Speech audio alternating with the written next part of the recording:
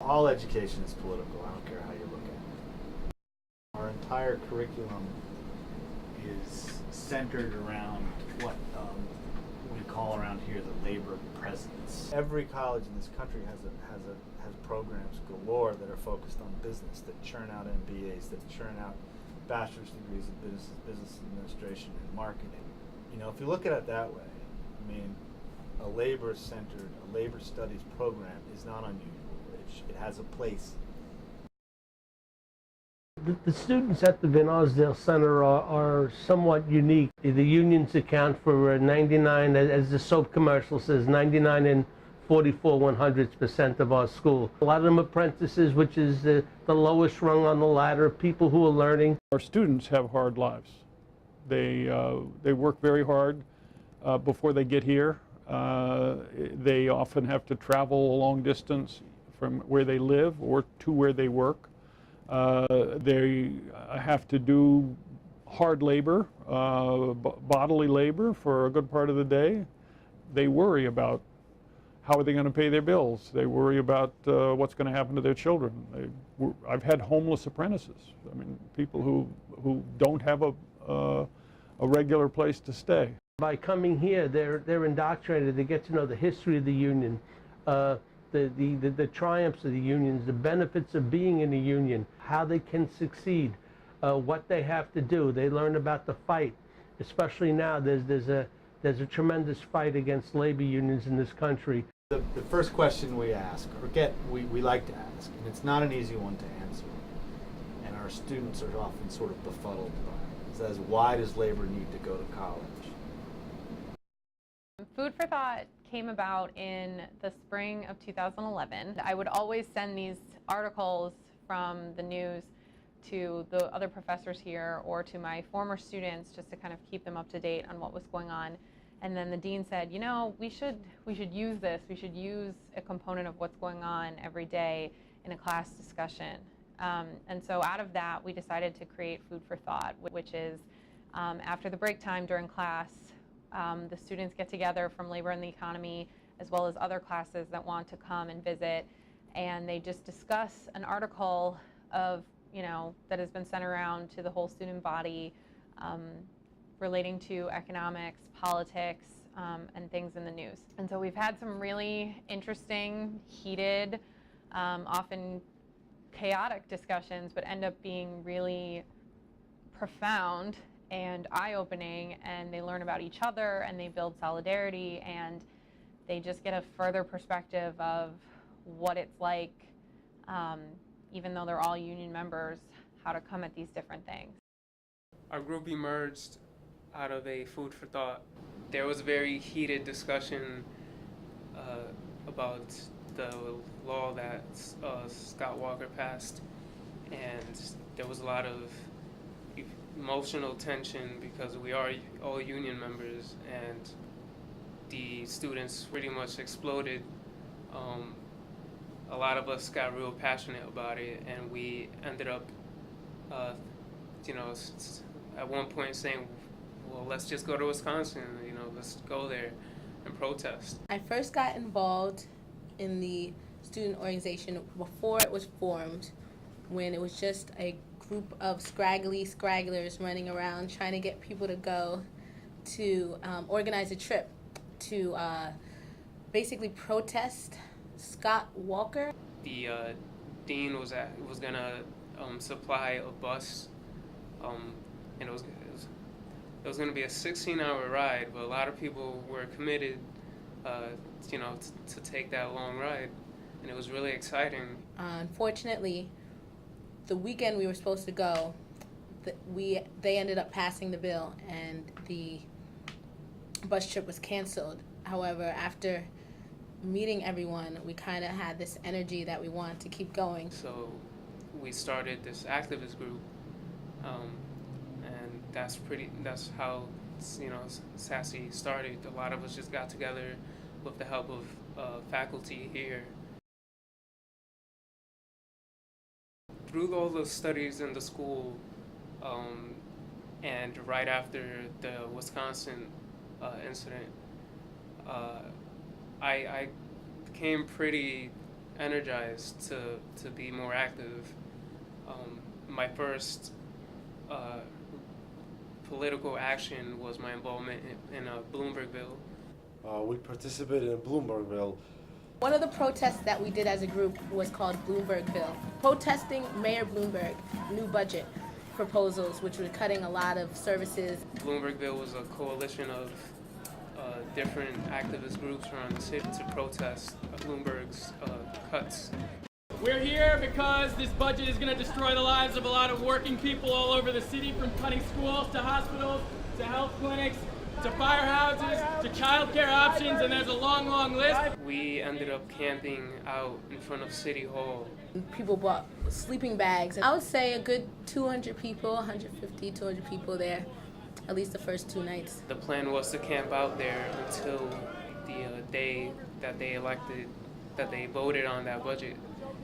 To see the collaboration was amazing. Everyone's very dedicated, everyone was really focused, and it was very eye-opening for me because I've never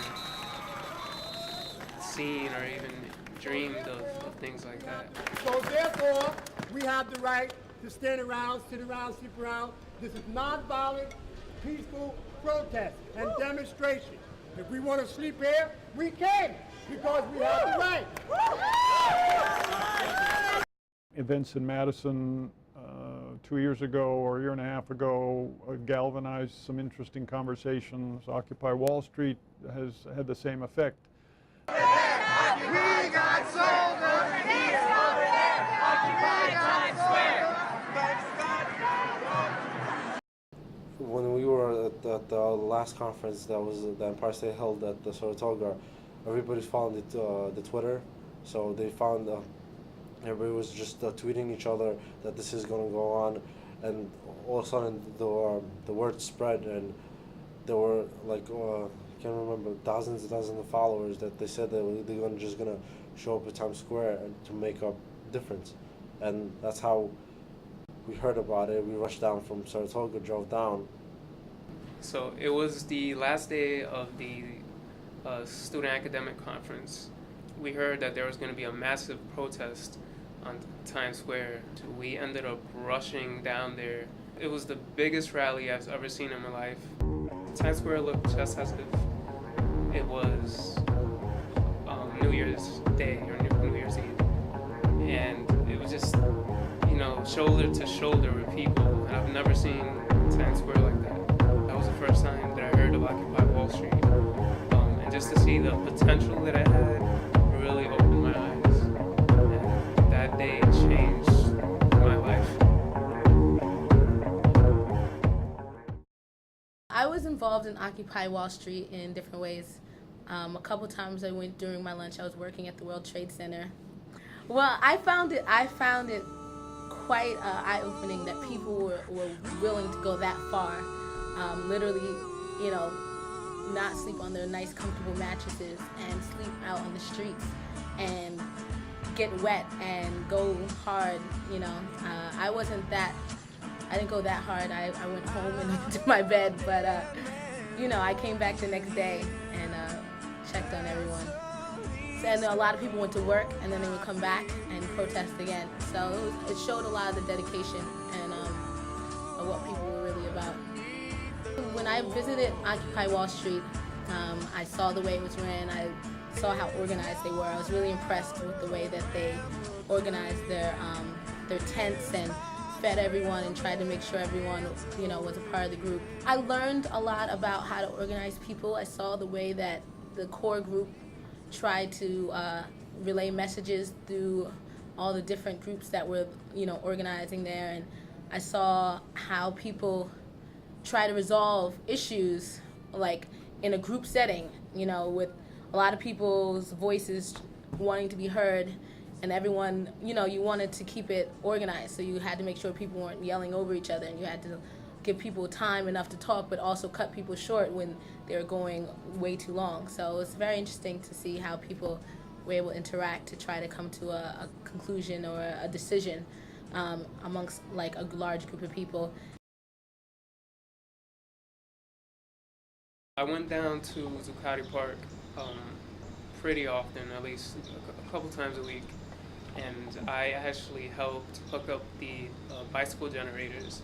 They wanted to provide electricity for the park, for lights and stuff like that. And so these guys created a bicycle-powered generator. There was a women's tent that I gravitated towards at the Occupy Wall Street, and I spoke to a couple of the women that were there. I was actually planning to put together a bike. They wanted to electrify the women's tent, and they needed a female electrician, so I exchanged numbers with one of the organizers and was going to put together one of their bikes. I was there for the last day of Occupy Wall Street, and I was there with a couple other members of SAAESC, and I left around 10 o'clock, and I did not know that was going to be the last day of Occupy Wall Street. And right about 3 hours later, the police came and like totally tore the place apart and got rid of everyone. So it was kind of I always remember that I was there on the last day of Occupy Wall Street, the last stand. I attended the Left Forum conference at the Pace University on the Lower East Side. It was me, Danny Ferrara, Matthew Bermudez, and Kate Spaulding. The main topic, the main subject of the conference was the events that went on Occupy Wall Street at Zuccotti Park. The topic of our discussion was our involvement as students from Empire State College at the Occupy Wall Street at Zuccotti Park. So pretty much we just had a discussion about what we all did, how we went to all the rallies, what benefited, what we saw, what went on there, what were our reactions. That was my first presentation as I was part of this club and a part of the movement against the 1% that's controlling the whole, pretty much the economy, the jobs and everything. So it was a big difference, a big influence, especially really opened up my eyes to see what's actually going on behind the closed doors, what they're thinking, what their whole plan, strategy is to get rid of the 99%. In January, a student and I, Sherry Cruz, went to Occupy Congress. And what that was, we went to Washington, D.C., and we went to challenge the senators and our representatives to make the right choices and to pass the right laws. I met people from California to Idaho, Ohio, Texas, down from Florida. I met people who came as far as Greece to be Occupy Congress. We, as a group, SAAESC, in order to make our presence known, we organized a panel discussion. We called it Our Future, Our Movement, and it was basically we wanted to raise awareness about the different things that are going on, the struggles that are going on, and the different protests. So we organized a panel with 4 different guest speakers. The first guest speaker was Joel Rainey. He is actually a teacher at our school, and we brought him because we wanted him to give a history lesson about what it was to be part of a union and a protest movement, and give kind of a understanding of where that came from. He started in the British Revolution and he brought it up to the present. Cesar Arenas, and he was a Occupy Wall Street activist who came to talk about what Occupy Wall Street was trying to do and where they saw their future and what they saw the future to be. Sue Waters was a finance expert, and she's a banker, and she was very adamant about expressing her belief that how money was made in this country is wrong, and how we should basically reform the system of how money is made. But basically, the banks control how much money is in the system, whereas the government should be able to control that instead. I thought it was very informative, and I think that a lot of people really got a lot out of it. I got a lot of good positive feedback from people who watched the panel, and people were very engaged. They asked a lot of questions and actually ran over time because people were so asking so many questions about what was happening, and people seemed really interested. I think that what's different about our program is that our student body is different.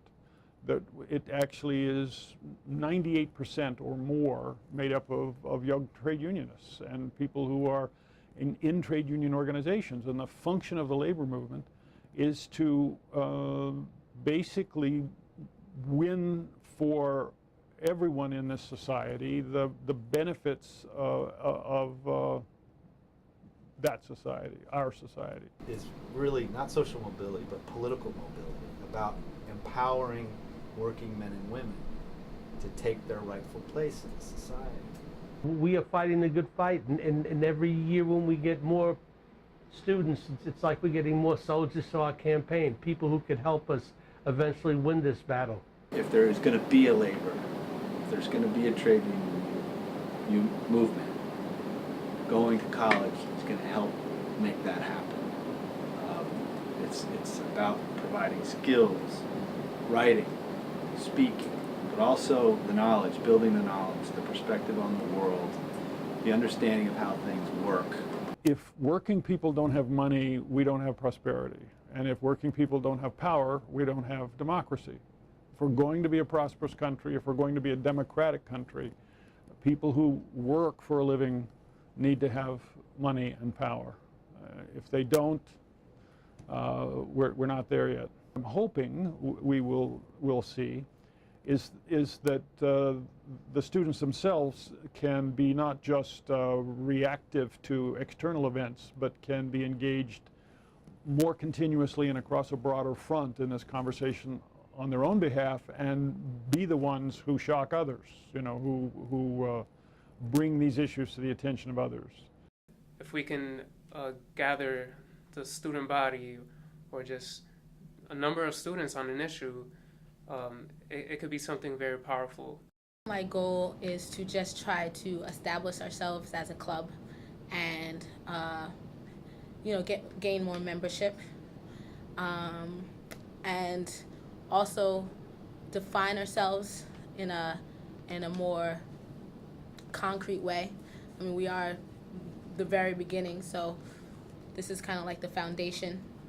To educate everybody else that it doesn't have to be like it is now, that we have a choice, we can make a difference. It's just that we just have to get everybody on the same train, everybody on the same movement, and then things could happen. We could change the things around.